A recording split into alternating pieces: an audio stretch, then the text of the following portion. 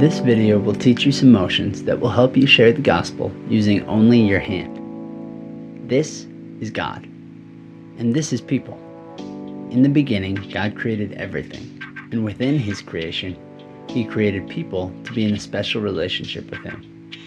At that time, people could enjoy the presence of God. In His presence, there is no death or sadness, only life and joy.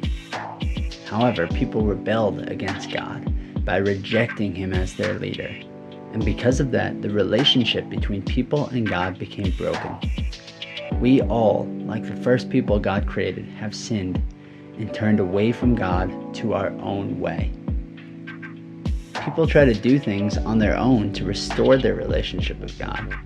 But because our sin is too great and our good works not great enough, it is impossible for us to earn our way back into God's presence. But God, in His mercy and love, sent His Son Jesus from heaven to earth to rescue us and bring us back to Himself. What was impossible for us was possible for God. Jesus lived His whole life perfectly, with no sin. Then, although He was innocent of any wrongdoing, Jesus offered Himself up to die on a cross.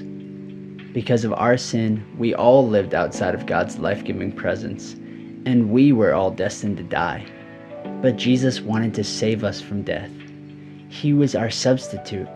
He took the punishment that we would receive, death, and put it on Himself, and freely gave His sinlessness to those who had rebelled against Him. After Jesus died, He was laid in a tomb, but He did not stay dead. To show that He was who He said He was, and as a demonstration of His power over sin and death, on the third day, Jesus rose from the dead.